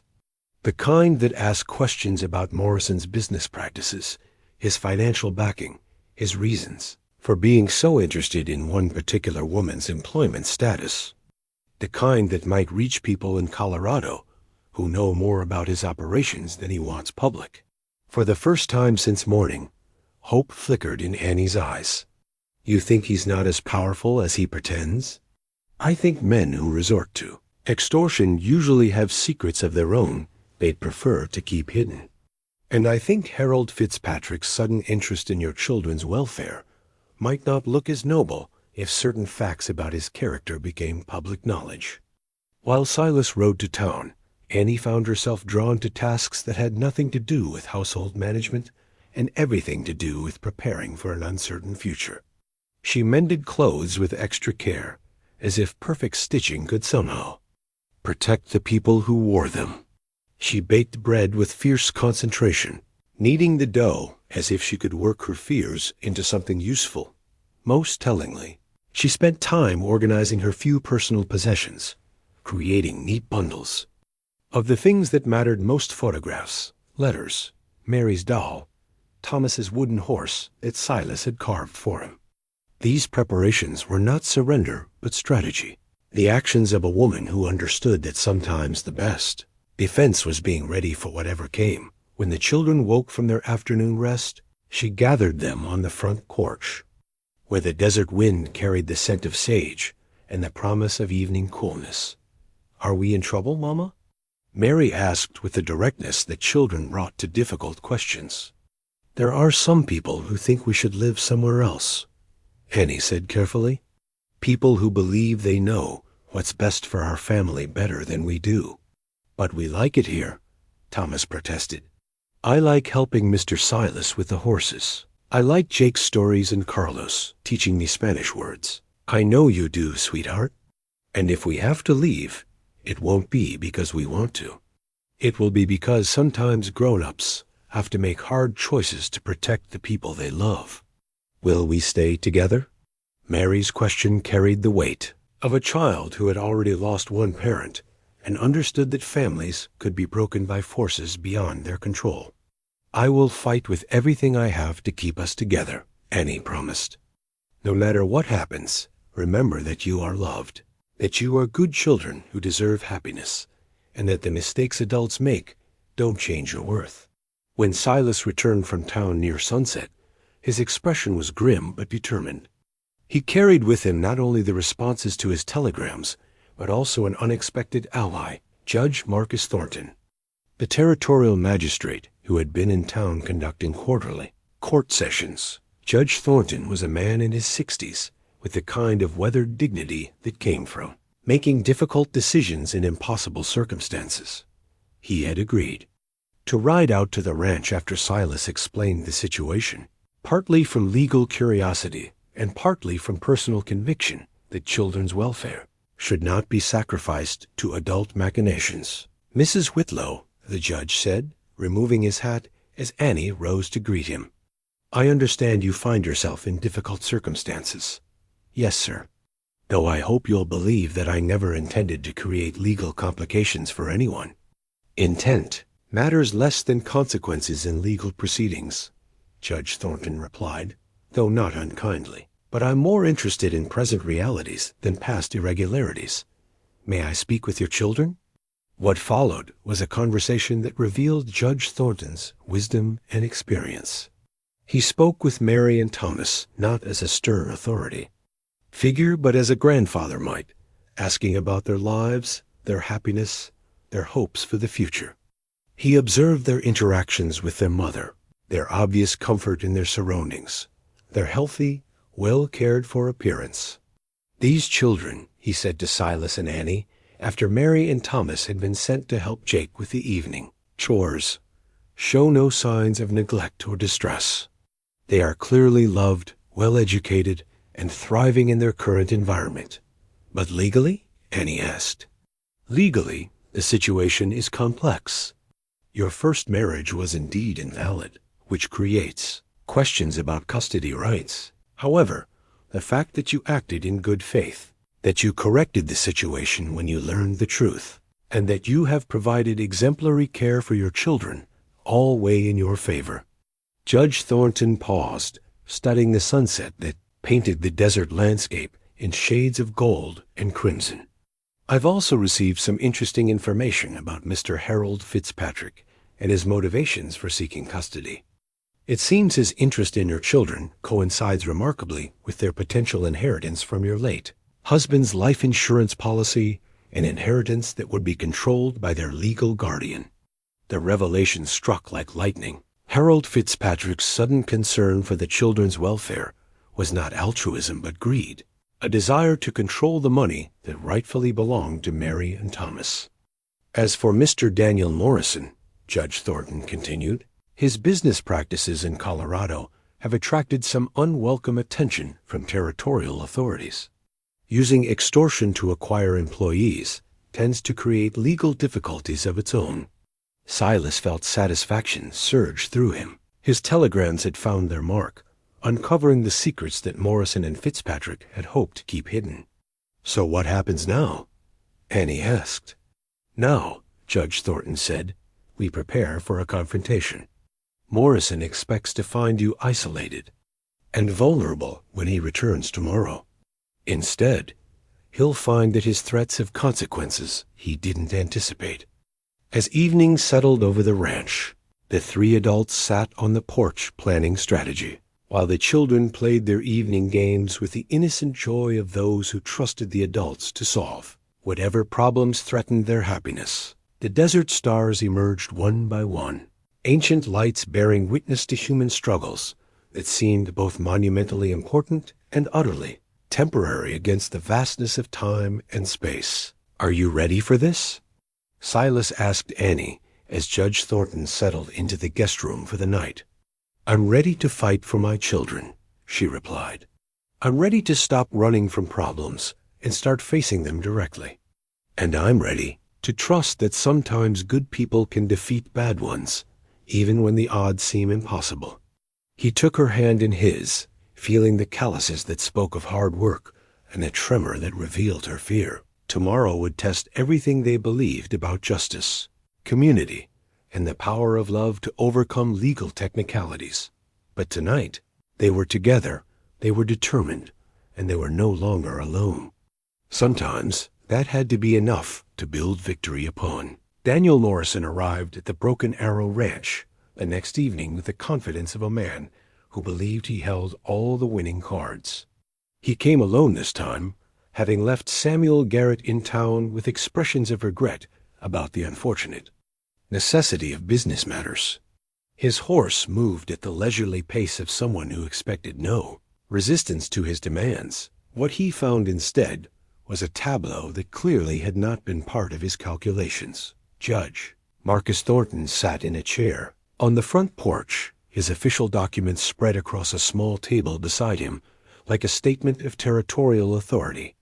Silas stood at the porch railing, his grandfather's Colt revolver visible on his hip knot as a threat, but as a reminder that some conversations required the weight of consequence behind them.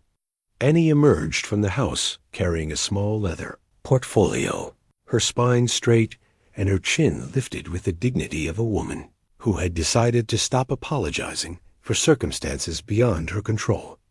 "Mr. Morrison," Judge Thornton said pleasantly, not rising from his chair. "How convenient. I was hoping to speak with you about some interesting information that has come to my attention." Daniel's confident expression faltered as he took in the unexpected scene. "Judge Thornton, I wasn't aware you were involved in this matter." "Oh, but I am. Very involved, in fact. You see, when someone threatens the welfare of children within my jurisdiction, I take a personal interest. Please dismount and join us. We have a great deal to discuss." Daniel remained mounted, his eyes moving between the three adults as he recalculated the situation. "I'm not sure what you think you know, but my business is with Mrs. Whitlow regarding her employment prospects." "Your business," Judge Thornton corrected gently. is extortion, which is a serious crime under territorial law. That's a strong accusation to make without evidence. Annie stepped forward, opening her portfolio to reveal several documents. You mean evidence like this telegram from Harold Fitzpatrick outlining exactly how much money he expects to control if he gains custody of my children, or this affidavit from 3 witnesses in Kansas who can testify to his character and his real motivations. Daniel's face went pale. You can't have, or perhaps, Silas interrupted, you'd prefer to discuss this telegram from the territorial marshal in Colorado, asking about your business practices and some rather serious complaints from former employees about your methods of recruitment. The documents were Judge Thornton's doing, the result of telegrams that had reached far beyond what Daniel Morrison had anticipated. In trying to use legal technicalities to control Annie, he had exposed himself to scrutiny from authorities who took a dim view of men who exploited women and children for profit. Now then, Judge Thornton continued conversationally, shall we discuss the legal realities of your situation? You've attempted to use threats against Mrs. Whitlow to coerce her into accepting employment under false pretenses. You've threatened to separate a mother from her children using information obtained through questionable means. And you've done all of this while apparently being investigated for similar activities in Colorado. Daniel dismounted slowly, his earlier arrogance replaced by the careful movements of a man who suddenly understood he was not the hunter, but the hunted. You don't understand the complexities. I understand them perfectly. I also understand that Mrs. Whitlow's legal status is far more secure than you led her to believe. Judge Thornton picked up another document from his table. This is a certification from the Territorial Records Office, confirming that her divorce from James Whitlow was legal and binding, that her children are legitimate under territorial law, regardless of the circumstances of their birth, and that Harold Fitzpatrick has no legal standing to claim custody. The words hit like physical blows, each one dismantling the careful structure of threats that Daniel had built. Annie felt her knees go weak with relief, but she remained standing, watching the man who had tried to destroy her family face the consequences of his own actions. Furthermore, the judge continued, I have here a warrant for your arrest on charges of attempted extortion, issued by the territorial marshal. You are, of course, free to contest these charges in court, but I suspect your legal difficulties in Colorado may complicate your defense. Daniel's composure cracked completely. This is ridiculous. I was simply offering employment. You were threatening to expose private information unless a woman accepted conditions she found objectionable, Silas said, his voice carrying the cold edge of a man who had reached the limits of his patience. You threatened to separate children from their mother using fabricated legal claims. And you did it all because you thought we were powerless to stop you. The mistake, Annie added quietly, was thinking that people without wealth or influence have no recourse against those who do. You forgot that truth has power of its own, and that communities protect their own when they understand what's really at stake. Around them, the ranch hands had gathered at a respectful distance, drawn by the tension in the air. Jake Morrison stood with his arms crossed, his weathered face set in lines of disapproval. Pete and Carlos flanked him, their usual easy smiles, replaced by the cold stares of men who did not appreciate threats against women and children. Even young Billy Walsh had abandoned his customary cheerfulness for an expression of mature anger. These men had come to care for Annie and her children, had seen firsthand the difference between exploitation and genuine partnership. Their presence was a silent statement that Daniel Morrison faced not just legal consequences, but social ones as well. You have a choice, Mr. Morrison, Judge Thornton said, rising from his chair with the authority of territorial law behind him. You can come with me voluntarily to face these charges in court, or I can have the marshal's deputies escort you. But either way, your business with Mrs. Whitlow is concluded. Daniel looked around the assembled group, seeing his isolation clearly. For the first time. No allies, no leverage, no cards left to play. His scheme had depended on Annie's vulnerability and Silas's inexperience with legal matters. Instead, he had found himself facing people who understood that some fights were worth having, some principles worth defending. "This isn't over," he said finally, the words carrying more desperation than threat. "Yes," Annie replied with quiet certainty, "it is. Whatever power you thought you had over me, whatever fear you counted on to make me submit, it's gone. I know who I am. I know what my children mean to me, and I know that the people here see me as more than just the sum of my mistakes." Daniel mounted his horse with the defeated movements of a man who had gambled everything and lost. As he rode away under Judge Thornton's watchful eye, the assembled group felt the tension drain from the evening air like water from a broken dam. The battle was won, but the war for Annie's future, for their future together, still lay ahead. The confrontation with Daniel Morrison had been decisive, but the deeper reckoning came in the quiet hours that followed. As Judge Thornton settled into his evening correspondence and the ranch hands returned to their quarters with satisfied expressions, Silas and Annie found themselves alone on the porch with the weight of everything that had been revealed and everything that still needed to be said. "It's over," Annie said softly, but her voice carried a question beneath the statement. "The immediate threat is over," Silas agreed. "But there are still consequences to consider, decisions to make about what comes next." Inside the house, Mary and Thomas were playing a quiet game of checkers, their voices a gentle counterpoint to the adult conversation taking place beyond the screen door. They had sensed the tension of the day, but trusted in the way children did that the grown-ups would handle whatever problems threatened their security. "Judge Thornton says my legal status is secure," Annie continued, "but that doesn't change the social complications. People will still talk about a widow woman living unchaperoned on a bachelor's ranch. They'll still question the propriety of our arrangement." "Let them talk," Silas said firmly. "What matters is what we know to be true, what the people who matter to us understand about our situation." "And what is true, Silas? What are we to each other, really?" The question hung between them with the weight of everything they had been avoiding, everything they had been building toward without quite acknowledging. The crisis with Daniel Morrison had forced them to examine not just their legal vulnerabilities, but their emotional ones as well. Silas was quiet for a long moment, watching the desert sunset paint the sky in shades of gold and purple. When he spoke, his words carried the careful honesty of a man who had learned the cost of leaving important things unsaid. "What's true is that I love you. I love your children.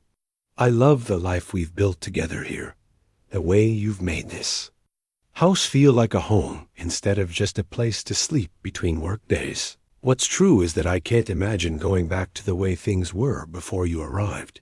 Annie felt tears gather in her eyes, but they were tears of relief rather than sorrow. "What's true is that I love you too. I love your kindness, your patience with my children, the way you've given us not just shelter, but belonging. What's true is that I want to build a future with you, not just survive day by day." "Then marry me," Silas said simply. Not because it's the practical solution to social expectations, but because it's what we both want, because we're better together than apart, because your children deserve a father who cherishes them, because I want to spend whatever years I have left making you happy. The proposal was not delivered with elaborate romance or careful preparation, but with the straightforward honesty that had characterized their entire relationship.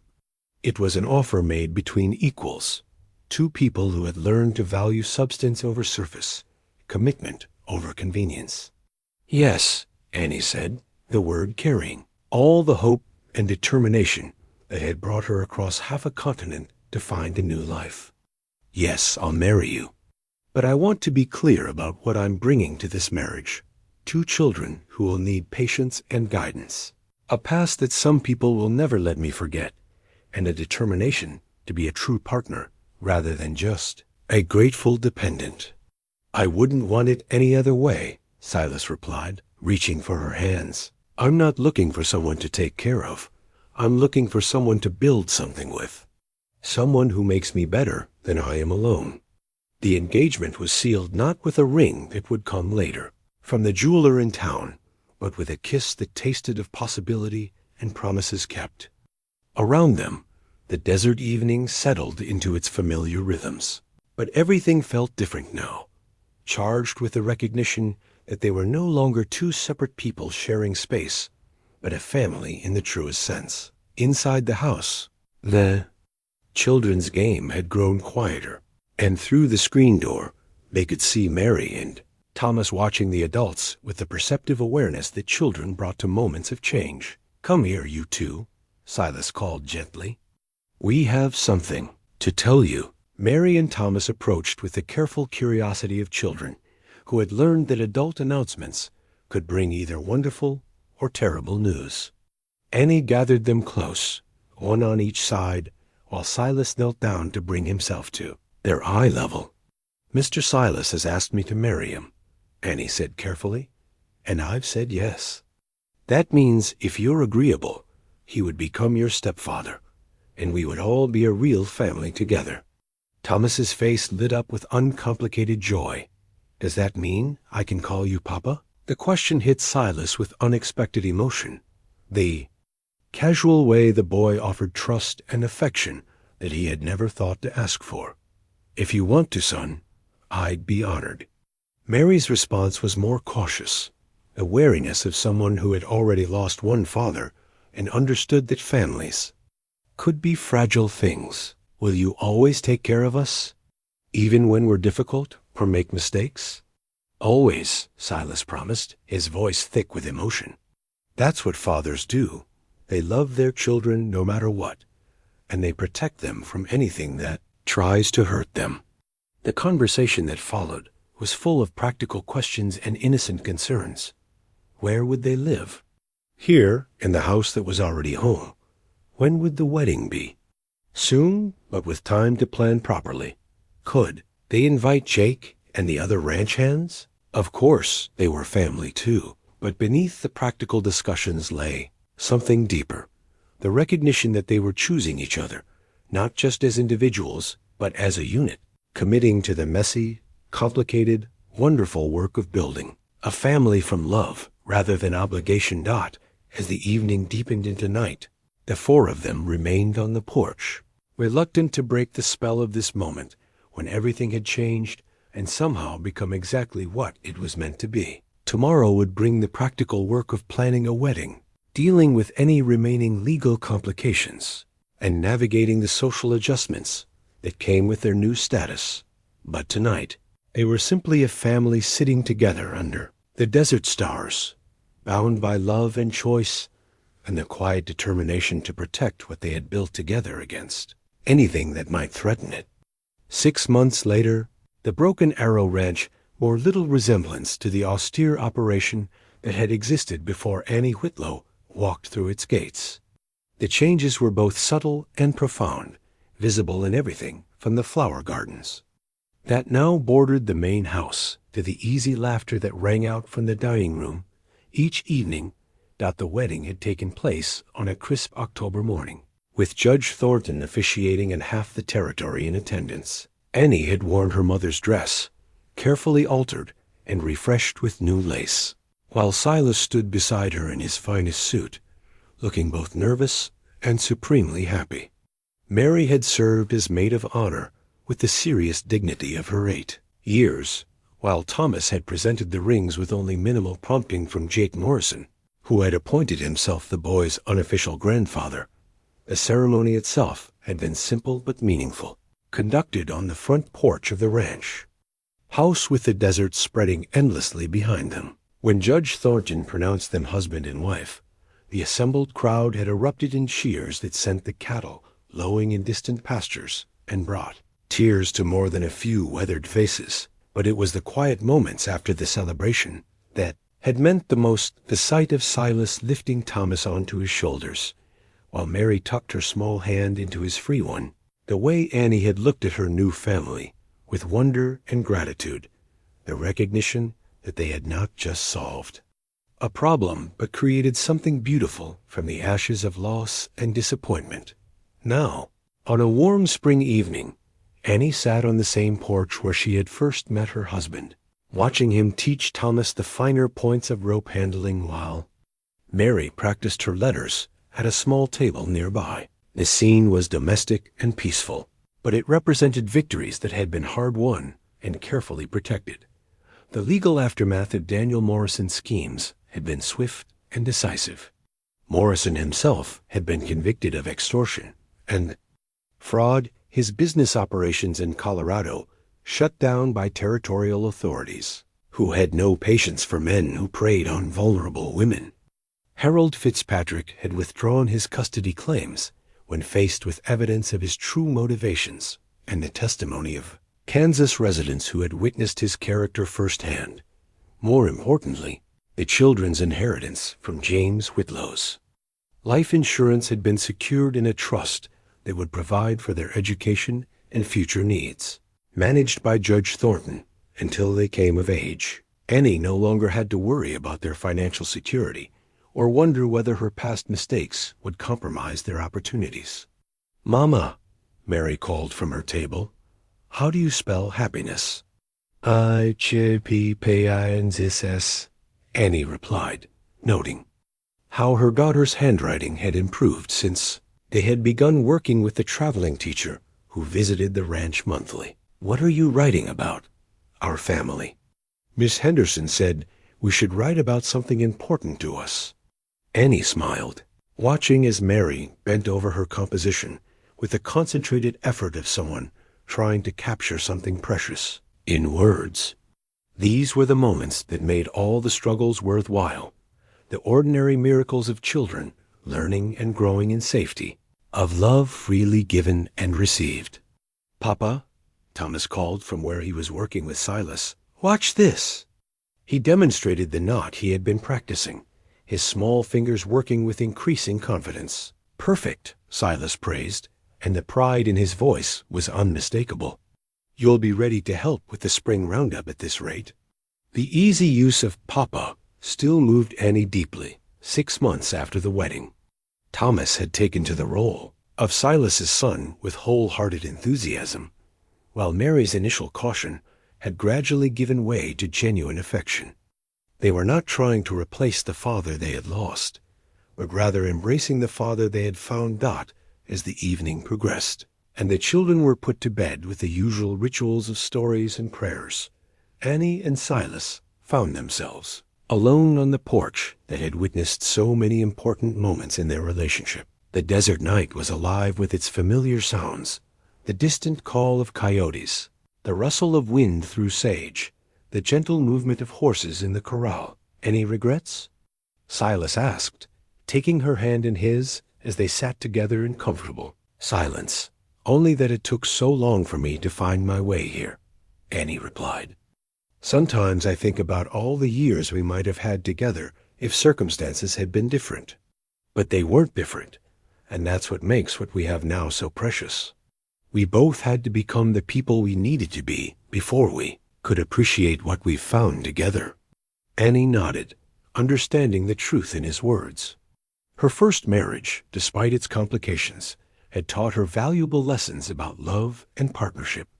James's dreams and failures had shown her the difference between fantasy and reality, between wanting someone to change and loving them as they were. Silas's years of solitude had taught him the value of companionship, the importance of building something lasting rather than simply accumulating wealth. "The children are thriving," she observed, changing the subject to something that never failed to bring them joy. "Mary's reading has improved so much, and Thomas is becoming quite the little rancher. They're good children. Better than I deserve, probably." "Nonsense. They adore you, and you've been exactly the father they need, patient but firm, loving but not indulgent. You've given them something I couldn't provide alone, the security of knowing they belong somewhere, that they're wanted and valued for who they are." Their conversation was interrupted by the sound of approaching horses. Jake Morrison and Pete Hernandez were returning from a trip to town, their saddlebags loaded with supplies and mail. Jake's weathered face bore the satisfied expression of someone bringing good news. "Letter for you folks," he called, dismounting with the creaking joints of a man who had spent too many years in the saddle. "From back east, looks like." The letter was from Rebecca Patterson, now Rebecca Whitman, the woman who had broken Silas's heart all those years ago in Missouri. Annie read it aloud in the lamplight, noting the formal tone that barely concealed disappointment and regret. Rebecca wrote of her marriage to the railroad man, her move to Chicago, the social success she had achieved but found somehow hollow. She had heard through mutual acquaintances about Silas's marriage and prosperity, and wrote to congratulate him while hinting at her own dissatisfaction with the choices she had made. "She sounds lonely," Annie observed, folding the letter carefully. "She sounds like someone who got exactly what she thought she wanted and discovered it wasn't enough," Silas replied. "I feel sorry for her, but I'm grateful things worked out as they did. If she hadn't broken our engagement, I never would have come to Arizona. I never would have built this ranch, never would have been here when you needed a place to land." "Do you think she regrets letting you go?" "Probably. But regret doesn't change anything, and I wouldn't trade what we have for anything she could offer." As they prepared for bed, moving through the nighttime routines that had become second nature, Annie reflected on the journey that had brought them to this moment. A year ago, she had been a desperate widow with few options and fewer resources, clinging to her children and hoping for nothing more than survival. Now she was a beloved wife and mother, partner in a thriving ranch, secure in the knowledge that her children would grow up surrounded by love and opportunity. The bedroom they shared had been transformed from Silas's Spartan quarters into a genuine sanctuary, decorated with touches that spoke of feminine care without losing its essential masculinity. Annie's few precious possessions were arranged alongside Silas's family heirlooms, creating a space that belonged to both of them. As they settled into bed, Silas pulled her close with the easy affection of a man who no longer had to guard his heart against disappointment. "I love you, Mrs. Maddox," he murmured against her hair. "I love you too, Mr. Maddox," she replied, marveling at how naturally the name came to her now, how completely she had embraced this new identity as wife, mother, and partner. Outside their window, the desert night continued its ancient rhythms, indifferent to human joys and sorrows, but somehow blessed by them nonetheless.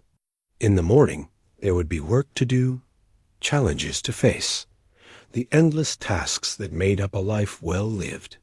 But tonight, in the sanctuary they had created together, there was only love and contentment, and the quiet satisfaction of people who had found their way home. The newspaper advertisement that had brought them together was long since forgotten, replaced by the reality of a partnership that had exceeded both their hopes and expectations. What had begun as a desperate arrangement between strangers had become the foundation of a love story that would endure for all the years to come, a testament to the power of second chances and the courage to believe in the possibility of happiness. After lost in the gentle darkness of the Arizona night, the Broken Arrow Ranch settled into peaceful sleep, its inhabitants secure in the knowledge that some gambles were worth taking, some risks worth embracing, and some families worth fighting. For against any odds that might threaten them,